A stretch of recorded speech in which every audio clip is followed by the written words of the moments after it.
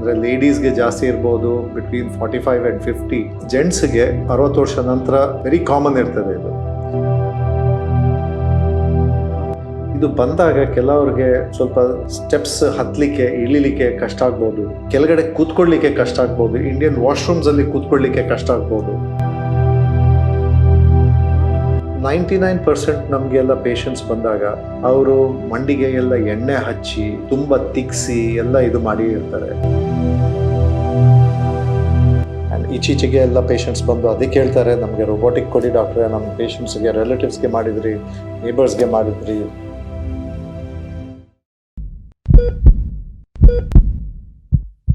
ನಮಸ್ಕಾರ, doctor Deepak Roy, consultant joint replacement surgeon at ಏನಪ್ಪ speciality hospital, Mangaluru.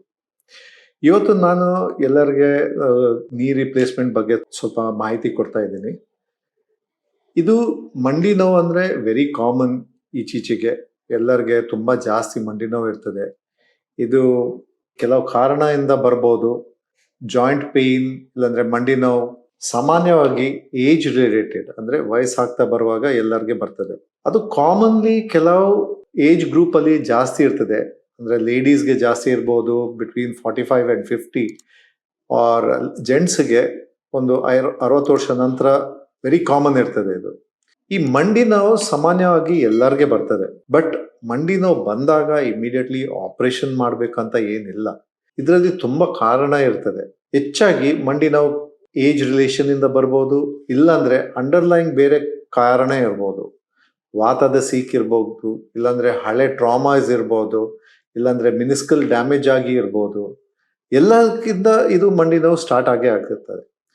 First ನಾವು ಕನ್ಸಲ್ಟೆಂಟ್ ಹತ್ರ ಹೋಗಿ ಮಾತಾಡಿ ಅದು ಎಕ್ಸ್ರೇಸ್ ಎಲ್ಲ ತೆಗಿಬೇಕಾಗತ್ತೆ. ಸಾಮಾನ್ಯವಾಗಿ ಇದು ಮಂಡಿ ನೋವು ಸ್ಟಾರ್ಟ್ ಆಗುವಾಗ ಆರ್ಥ್ರೈಟಿಸ್ ಅಂತ ಹೇಳ್ತೀವಿ. ಇದು ಸ್ಟಾರ್ಟ್ ಆಗುವಾಗ ಇಟ್ ಈಸ್ ನಾಟ್ ದಟ್ ಒಂದೇ ದಿವಸದಲ್ಲಿ ತುಂಬಾ ಜಾಸ್ತಿ ಆಗ್ತದೆ. ಸ್ಲೋಲಿ ಬರ್ತಾ ಬರ್ತಾ ಬರ್ತಾ ಬರ್ತಾ ಜಾಸ್ತಿ ಆಗ್ತಾ ಬರ್ತದೆ ಅದು. ಇದು ಬಂದಾಗ ಕೆಲವ್ರಿಗೆ ಸ್ವಲ್ಪ ಸ್ಟೆಪ್ಸ್ ಹತ್ತಲಿಕ್ಕೆ ಇಳಿಲಿಕ್ಕೆ ಕಷ್ಟ ಆಗ್ಬೋದು, ಇಲ್ಲಾಂದ್ರೆ ಕೆಳಗಡೆ ಕೂತ್ಕೊಳ್ಳಿಕ್ಕೆ ಕಷ್ಟ ಆಗ್ಬೋದು, ಇಂಡಿಯನ್ ವಾಶ್ರೂಮ್ಸ್ ಅಲ್ಲಿ ಕೂತ್ಕೊಳ್ಳಿಕ್ಕೆ ಕಷ್ಟ ಆಗ್ಬೋದು. ಸೊ ಈ ಸ್ಟಾರ್ಟಿಂಗ್ ಫೇಸ್ ಅಲ್ಲಿ ನಾವು ಇದಕ್ಕೆಲ್ಲ ಬೇರೆ ಬೇರೆ ಟ್ರೀಟ್ಮೆಂಟ್ ತಗೋಬಹುದು. ಒಂದು ಪೇನ್ ಕಿಲ್ಲರ್ಸ್ ತಗೋಬಹುದು, ಬಟ್ ಅಂಡರ್ ಸೂಪರ್ವಿಷನ್. ಅಂದ್ರೆ ಎವ್ರಿ ಟೈಮ್ ನಾವು ಪೇನ್ ಕಿಲ್ಲರ್ಸ್ ತಗೊಳ್ಳೇಬಾರ್ದು. ತುಂಬಾ ಪೇನ್ ಇರಿದಾಗ ಮಾತ್ರ ತಗೋಬೇಕು. ಅಂಡ್ ಅದಾದ ನಂತರ ನಮ್ದು ಆಕ್ಟಿವಿಟೀಸ್ ಆಫ್ ಡೈಲಿ ಲಿವಿಂಗ್, ಅಂದ್ರೆ ನಾವು ಡೇ ಟು ಡೇ ಲೈಫ್ ಅಲ್ಲಿ ಹೇಗೆ ಸಾಮಾನ್ಯವಾಗಿ ಕೆಲಸ ಮಾಡ್ತೀವಿ ಅದನ್ನ ಸ್ವಲ್ಪ ಚೇಂಜ್ ಮಾಡಬೇಕು. ಇಂಡಿಯನ್ ಟಾಯ್ಲೆಟ್ಸ್ ಅನ್ನ ಯೂಸ್ ಮಾಡಬಾರ್ದು, ವೆಸ್ಟರ್ನ್ ಟಾಯ್ಲೆಟ್ಸ್ ಯೂಸ್ ಮಾಡಿ. ಸ್ವಲ್ಪ ಎಕ್ಸಸೈಸಸ್ ಮಾಡಿ, ಮಂಡಿಗೆ ಎಕ್ಸಸೈಸಸ್ ಕೊಡಿ, ಸ್ವಲ್ಪ ಹದ ಬಿಸಿ ನೀರು ಶೇಕ ಕೊಡಿ. ಸಾಮಾನ್ಯವಾಗಿ 99% ನಮಗೆಲ್ಲ ಪೇಷಂಟ್ಸ್ ಬಂದಾಗ ಅವರು ಮಂಡಿಗೆ ಎಲ್ಲ ಎಣ್ಣೆ ಹಚ್ಚಿ ತುಂಬ ತಿಕ್ಸಿ ಎಲ್ಲ ಇದು ಮಾಡಿ ಇರ್ತಾರೆ. It is little bit dangerous, especially diabetes ಪೇಷಂಟ್ಸ್ಗೆ, ಇಲ್ಲಾಂದ್ರೆ ಅಂಡರ್ಲೈನ್ ಏನಾದರೂ ವ್ಯಾಸ್ಕ್ಯುಲರ್ ಕಾಂಪ್ರಮೈಸ್, ಇಲ್ಲಾಂದ್ರೆ ಬ್ಲಡ್ ವೆಸಲ್ಸ್ ಏನಾದರೂ ತೊಂದರೆ ಇದ್ರೆ it is a little bit dangerous. So ಎಣ್ಣೆ ಹಚ್ಚಬೇಕಾದ್ರೆ ಸಹ ತಿಕ್ಸ್ಬಾರ್ದು. ಅಂಡ್ ಎಸ್ಪೆಷಲಿ ಕೋಮಾರ್ಬಿಡಿಟೀಸ್ ಅಂದ್ರೆ ಡಯಾಬಿಟೀಸ್, ಹೈಪರ್ ಟೆನ್ಷನ್ ಇರೋರಿಗೆ ಅದು ಒಳ್ಳೇದಲ್ಲ. ಡ್ರೈ ಟೈಪ್ ಆಫ್ ಆರ್ಥ್ರೈಟಿಸ್ಗೆ ಅಕಸ್ಮಾತ್ ನಾವು ಸ್ವಲ್ಪ ಎಣ್ಣೆ ಹಚ್ಚಿದ್ರೆ ಏನು ಪ್ರಾಬ್ಲಮ್ ಬರೋದಿಲ್ಲ. ಬಟ್ ಸೈನೋವೈಟಿಸ್ ಅಂದ್ರೆ ಗಂಟು ಒಳಗಡೆ ಸ್ವಲ್ಪ ನೀರು ತುಂಬುವಾಗ ನಾವು ಎಣ್ಣೆ ಹಚ್ಚಿದ್ರೆ ಅದು ಸ್ವಲ್ಪ ಪ್ರಾಬ್ಲಮ್ ಆಗ್ಬಹುದು. ಸೊ ಅದು ನಾವು ಆಕ್ಟಿವಿಟೀಸ್ ಮಾಡಿಫೈ ಮಾಡಿ ಎಕ್ಸಸೈಸಸ್ ರೆಗ್ಯುಲರ್ಲಿ ಮಾಡ್ತಾ ಇದ್ರೆ, ಎಸ್ಪೆಷಲಿ ಕ್ವಾಡ್ರಿಸೆಪ್ಸ್ ಸ್ಟ್ರೆಂಥನಿಂಗ್ ಎಕ್ಸಸೈಸಸ್ ಮಾಡ್ತಾ ಇದ್ರೆ, knee pain can almost come down by about 30 to 40%. Steps ಮೇಲೆ ಕೆಳಗಡೆ ಇಳಿಯೋದು ಸ್ವಲ್ಪ ಕಡಿಮೆ ಮಾಡಿದ್ರೆ, ಇಲ್ಲಾಂದ್ರೆ ಕೆಳಗಡೆ ಕೂತ್ಕೊಂಡು ಕೆಲಸ ಮಾಡೋದು ಎಲ್ಲ ಸ್ಟಾಪ್ ಮಾಡಿದ್ರೆ ಅದರಿಂದ ಸಹ ಪೇನ್ ತುಂಬಾ ಕಡಿಮೆ ಆಗ್ತದೆ. ಇನ್ನೊಂದು ಬಹಳ ಮುಖ್ಯ ಅಂದ್ರೆ ತುಂಬಾ ಜನರು ಇದಕ್ಕೆ ಇಂಜೆಕ್ಷನ್ ಕೊಡ್ತಾರೆ. Yes, it is good.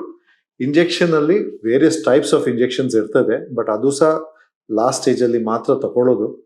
ಈಗ ಈಚೀಚೆಗೆ ನಾವು GFC ಥೆರಪಿ ಅಂತ ಕೊಡ್ತೀವಿ, ಅದು ಗ್ರೋತ್ ಫ್ಯಾಕ್ಟರ್ಸ್, ಇಲ್ಲಾಂದ್ರೆ PRP ಅಂತ ಕೊಡ್ತೀವಿ. ದಟ್ ಈಸ್ ಪೇಷಂಟ್ಸ್ ಓನ್ ರಕ್ತ ತಕೊಂಡು ಅದನ್ನ ಪ್ಯೂರಿಫೈ ಮಾಡಿ ಅದರಲ್ಲಿ ಪ್ಲೇಟ್ಲೆಟ್ಸ್ ಅನ್ನ ತೆಗೆದು ಅದನ್ನ ನಾವು ಇಂಜೆಕ್ಟ್ ಮಾಡ್ತೀವಿ. ಈ ಸ್ಟಾರ್ಟಿಂಗ್ ಫೇಸ್ ಅಲ್ಲಿ ಇದು ಎಲ್ಲ ತುಂಬಾ ಹೆಲ್ಪ್ಫುಲ್ ಆಗ್ತದೆ. ಇನ್ನೊಂದು, you can give visco supplements, ಅಂದ್ರೆ ಇಂಜೆಕ್ಷನ್ಸ್ ಕೊಡ್ಬೋದು. ಆರ್ಟಿಫಿಷಿಯಲ್ ಜಾಯಿಂಟ್ಗೆ ವಿಸ್ಕಸ್ ಲುಬ್ರಿಕೆಂಟ್ಸ್ ಹಾಕ್ಬೋದು. ಅದರಿಂದ ಸ್ವಲ್ಪ ಜನರಿಗೆ ಡೆಫಿನೆಟ್ಲಿ ಸ್ವಲ್ಪ ಇಂಪ್ರೂವ್ಮೆಂಟ್ ಆಗ್ತದೆ. ಅದ ನಂತರ ಬೆಲ್ಟ್ ಹಾಕ್ಬೋದು, ಸ್ವಲ್ಪ ಬ್ರೇಸಸ್ ಹಾಕ್ಬೋದು, ನೀ ಕ್ಯಾಪ್ ಹಾಕ್ಬೋದು. ಇದೆಲ್ಲ ಟ್ರೀಟ್ಮೆಂಟ್ ತಗೊಳ್ಬೇಕಾದ್ರೆ ನಾವು ಬೇಸಿಕ್ ಒಂದು ಬ್ಲಡ್ ಟೆಸ್ಟ್ ಮಾಡಲೇಬೇಕಾಗತ್ತೆ. ಮತ್ತೆ ಕನ್ಸಲ್ಟೆಂಟ್ ಹತ್ರ ಹೋಗಿ ಅವ್ರು ಹೇಗೆ ಅದು ಎಕ್ಸ್ರೇಸ್ ತೆಗೆದು ನಿಮ್ದು ಯಾವ ಟೈಪ್ ಆಫ್ ಜಾಯಿಂಟ್ ಡ್ಯಾಮೇಜ್ ಆಗ್ತದೆ ಅದ್ರ ಮೇಲೆ ಮಾಹಿತಿ ತಕೊಂಡು ಅವರು ಅದಕ್ಕೆ ಟ್ರೀಟ್ಮೆಂಟ್ ಕೊಡ್ತಾರೆ. For example, if U see this is a normal ನೀ ಜಾಯಿಂಟ್, ನಾವು ಇಲ್ಲಿ ನಾರ್ಮಲ್ ನೀ ಇರ್ತೀವಿ, ಇಲ್ಲಿ ನೋಡುವಾಗ ಜಾಯಿಂಟ್ ಕಂಪ್ಲೀಟ್ಲಿ ಸ್ಮೂತ್ ಆಗಿ ಇರ್ತದೆ. This is a normal joint. ಎಲ್ಲ ಕಡೆ ಒಂದು 45-50 ಇಯರ್ಸ್ಗೆ ನಾವು ಬರುವಾಗ ಆಕ್ಟಿವ್ ಇದ್ರೆ, ಎಕ್ಸಸೈಸ್ ಮಾಡ್ತಾ ಇದ್ರೆ ದಿಸ್ ಜಾಯಿಂಟ್ ಆದಷ್ಟು ಸ್ಲೋ ಡ್ಯಾಮೇಜ್ ಆಗ್ತದೆ. ಕೆಲವು ಅರ್ಲಿ ಸ್ಟೇಜಸ್ ಅಲ್ಲಿ ಸ್ವಲ್ಪ ಡ್ಯಾಮೇಜ್ ಇರ್ತದೆ. ಒಂದು ಸೈಡ್ ಅಲ್ಲಿ ಸ್ವಲ್ಪ ಡ್ಯಾಮೇಜ್ ಇರ್ಬೋದು, ಇಲ್ಲಿ ಕಾಣ್ತದೆ. ಒಂದು ಸೈಡ್ ಅಲ್ಲಿ ಸ್ವಲ್ಪ ಡ್ಯಾಮೇಜ್ ಇರ್ಬೋದು, ಕಾರ್ಟ್ಲೇಜ್. ಇಲ್ಲಾಂದ್ರೆ ಇಲ್ಲಿ ಎದುರುಗಡೆ ಪಲ್ಲೆಯಲ್ಲಿ ಸ್ವಲ್ಪ ಡ್ಯಾಮೇಜ್ ಇರ್ಬೋದು. ಈ ತರ ಪೇಷಂಟ್ಸ್ಗೆ ಸಹ ನಾವು ಇನಿಷಿಯಲಿ ಸ್ಟೇಜ್ ಅಲ್ಲಿ ಬೆಲ್ಟ್ ಹಾಕಿ, ಇಲ್ಲಾಂದ್ರೆ ಆಕ್ಟಿವಿಟಿ ಮಾಡಿಫಿಕೇಶನ್ ಮಾಡಿದ್ರೆ, ಇಲ್ಲಾಂದ್ರೆ ಪ್ಲೇಟ್ಲೆಟ್ಸ್ ಇಂಜೆಕ್ಷನ್ಸ್ ಕೊಟ್ರೆ ಸ್ವಲ್ಪ ಬೆನಿಫಿಟ್ ಆಗ್ಬೋದು. ಸ್ವಲ್ಪ ಅಡ್ವಾನ್ಸ್ಡ್ ಆರ್ಥರೈಟಿಸ್ ಆದ್ರೆ, ಎಲ್ಲಿ ಎರಡು ಸೈಡ್ ಅಲ್ಲಿ ಮಂಡಿ ಡ್ಯಾಮೇಜ್ ಆದ್ರೆ, which is third stage of arthritis, ಆ ಪೇಷಂಟ್ಸ್ಗೆ still we can try injections ಎಲ್ಲ ಕೊಟ್ಟು ಇದು ಮಾಡ್ಬೋದು. ಬಟ್ ಇಂಜೆಕ್ಷನ್ಸ್ ಅಲ್ಲಿ ನಾವು ಆದಷ್ಟು ಸ್ಟಿರಾಯ್ಡ್ಸ್ ಅವಾಯ್ಡ್ ಮಾಡ್ತೀವಿ. We don't recommend giving steroid injections inside the knee. Advanced arthritis ಅಲ್ಲಿ, ಎಲ್ಲಿ ಆರ್ಥರೈಟಿಸ್ ಜಾಯಿಂಟ್ ಕಂಪ್ಲೀಟ್ಲಿ ಡ್ಯಾಮೇಜ್ ಆಗ್ತದೆ, ಆ ಸ್ಟೇಜ್ ಅಲ್ಲಿ we can go ahead for what is called as a knee replacement. ಈಚೀಚೆಗೆ ಸ್ವಲ್ಪ ಪೇಷಂಟ್ಸ್ಗೆ we do what is called as Episurf. ಅಂದ್ರೆ ಈಗ ನೋಡಿ, ಈ ಸೈಡ್ ಅಲ್ಲಿ ಒಂದು ಸ್ವಲ್ಪ ಜಾಯಿಂಟ್ ಡ್ಯಾಮೇಜ್ ಆಗಿ ಅಲ್ಲಿ ಲೋಕಲೈಸ್ಡ್ ಇರ್ತದೆ. This is common in athletes are very active individuals, sports ಅಲ್ಲಿ ಇದೆಲ್ಲ ಕಾಮನ್ ಇರ್ತದೆ. ಈ ಜಾಗದಲ್ಲಿ ಎಲ್ಲಿ ಅದು ಡ್ಯಾಮೇಜ್ ಇರ್ತದೆ, ಅದೇ ಜಾಗಗೆ ನಾವು ಇಲ್ಲಿ ಇಷ್ಟು ಸಣ್ಣ ವಯಸ್ಸಲ್ಲಿ 40 ಇಯರ್ಸ್ ಅಲ್ಲಿ we can't replace it, joint replacement ಮಾಡೋದಿಲ್ಲ. ಸೊ ಈ ಸ್ಟೇಜ್ ಅಲ್ಲಿ ನಾವು ಅದನ್ನ ತೆಗೆದು ಅಲ್ಲಿ ತನಕ ಮಾತ್ರ ಒಂದು ಆರ್ಟಿಫಿಷಿಯಲ್ ಒಂದು ಇಂಪ್ಲಾಂಟ್ ಹಾಕ್ತೀವಿ. ಇದು ಇಂಪ್ಲಾಂಟ್ ಹಾಕಿದ್ರೆ ಅವ್ರಿಗೆ ತುಂಬಾ ಬೆನಿಫಿಟ್ ಆಗ್ತದೆ. Immediately they can start walking, ಅವ್ರದ್ದು normal day to day activities ಮಾಡಬಹುದು. ಎಸ್, ಇದು ಸ್ವಲ್ಪ ಕಾಸ್ಟ್ಲಿ ಬಿಕಾಸ್ ಅದು ಪೇಷಂಟ್ ಸ್ಪೆಸಿಫಿಕ್ ಆಗಿ ಇರ್ತದೆ. ಅಂಡ್ ನಾರ್ಮಲಿ ನಾವು ಹೇಳ್ತೀವಿ ವೆರಿ ಆಕ್ಟಿವ್ ಯಂಗ್ ಇಂಡಿವಿಜುವಲ್ಸ್ಗೆ ಮಾತ್ರ ನಾವು ಇದು ಟ್ರೀಟ್ಮೆಂಟ್ ಕೊಡ್ಬೋದು. ಬಟ್ ಎಂಡ್ ಸ್ಟೇಜ್ ಅಲ್ಲಿ ಎಲ್ಲ ಟ್ರೀಟ್ಮೆಂಟ್ ಸ್ಟಾರ್ಟ್ ಮಾಡಿ, ಪೇನ್ ಕಿಲ್ಲರ್ಸ್ ತಗೊಂಡು, ಇಲ್ಲ ಕಾರ್ಟ್ಲೇಜ್ ಪ್ರೊಟೆಕ್ಷನ್ ಮೆಡಿಸಿನ್ಸ್ ತಗೊಂಡು, ಇಂಜೆಕ್ಷನ್ಸ್ ತಗೊಂಡು, ಇಷ್ಟೆಲ್ಲ ಆದ ನಂತರ ಸಹ ಕೆಲವು ಪೇಷಂಟ್ಸ್ಗೆ ಇದೆಲ್ಲ ಇಂಪ್ರೂವ್ಮೆಂಟ್ ಆಗೋದೇ ಇಲ್ಲ. ಅವ್ರಿಗೆ ಮೇ ಬಿ ಅಂಡರ್ಲೈನ್ ವಾತ ಇರ್ಬೋದು, ಆರ್ ಓಲ್ಡ್ ಇಂಜುರಿ ಇರ್ಬೋದು, ಆರ್ ಮಿನಿಸ್ಕಲ್ ಡ್ಯಾಮೇಜ್ ಇರ್ಬೋದು. ಅಂಡ್ ಈ ಪೇಷಂಟ್ಸ್ಗೆ ಏನಾಗ್ತದೆ ಅಂದ್ರೆ, ಬಿಕಾಸ್ ಅವ್ರು ನಡಿಲಿಕ್ಕೆ ಆಗೋದಿಲ್ಲ, ಅವ್ರಿಗೆ ಪೇನ್ ತುಂಬಾ ಜಾಸ್ತಿ ಇರ್ತದೆ, ಅವ್ರ ಬೇರೆ ಕೆಲಸಕ್ಕೆ ಹೋಗೋದಿಲ್ಲ, ಫ್ಯಾಮಿಲಿ ಫಂಕ್ಷನ್ಸ್ಗೆ ಹೋಗೋದಿಲ್ಲ, ಒಂದೇ ಕಡೆ ಇರ್ತಾರೆ. So underline causes of diabetes, hypertension ಇದೆಲ್ಲ ಜಾಸ್ತಿ ಆಗಿ ಬರ್ತದೆ, ಯಾಕಂದ್ರೆ ನಡಿಲಿಕ್ಕೆ ಆಗೋದಿಲ್ಲ. So the body doesn't have any activity. ಇಂಥ ಪೇಷಂಟ್ಸ್ಗೆ ಹೂ ಡೆವಲಪ್ ನೈಟ್ ಪೇನ್ಸ್, ರಾತ್ರಿ ಹೊತ್ತು ಮಲ್ಕೊಳ್ಳಿಕ್ಕೆ ಆಗೋದಿಲ್ಲ, ಪೇನ್ ತುಂಬಾ ಜಾಸ್ತಿ ಇರ್ತದೆ, ನಡಿಲಿಕ್ಕೆ ಆಗೋದಿಲ್ಲ, ಅಂತ ಪೇಷಂಟ್ಸ್ಗೆ ನಾವು ಜಾಯಿಂಟ್ ರಿಪ್ಲೇಸ್ಮೆಂಟ್ ಸರ್ಜರಿ ಅಂತ ಹೇಳ್ತೀವಿ, ಕೊಡ್ತೀವಿ. ಜಾಯಿಂಟ್ ರಿಪ್ಲೇಸ್ಮೆಂಟ್ಸ್ ಅಂದ್ರೆ, ನಾವು ಈ ಮಂಡಿ ಉಂಟಲ್ಲ, ಮಂಡಿದು ಕಂಪ್ಲೀಟ್ ಈ ಮಂಡಿ ವಾಟ್ ಎವರ್ ಇಸ್ ಡ್ಯಾಮೇಜ್ಡ್, ಅದು ಡ್ಯಾಮೇಜ್ ಜಾಯಿಂಟ್ ತೆಗೆದು ಹೊಸ ಜಾಯಿಂಟ್ ಹಾಕ್ತೀವಿ, which is called as a knee replacement. ನೀ ರಿಪ್ಲೇಸ್ಮೆಂಟ್ ಬಗ್ಗೆ ಮಾತಾಡ್ಲಿಕ್ಕೆ ಹೋದ್ರೆ ತುಂಬಾ ಇರ್ತದೆ. ಈ ನೀ ರಿಪ್ಲೇಸ್ಮೆಂಟ್ಸ್ ಅಲ್ಲಿ ಸ್ಟಾರ್ಟಿಂಗ್ ಫೇಸ್ ಅಲ್ಲಿ ನಾವು ಮೊದಲು ರೆಗ್ಯುಲರ್ ನೀ ರಿಪ್ಲೇಸ್ಮೆಂಟ್ಸ್ ಮಾಡ್ತಾ ಇದ್ವಿ. ಸೊ ಆ ಟೈಮ್ ಅಲ್ಲಿ there was no role of artificial intelligence, ಇಲ್ಲಾಂದ್ರೆ ಕಂಪ್ಯೂಟರ್ಸ್, ಇಲ್ಲಾಂದ್ರೆ ರೋಬೋಟ್ಸ್, ಅದೆಲ್ಲ ಇರಲಿಲ್ಲ.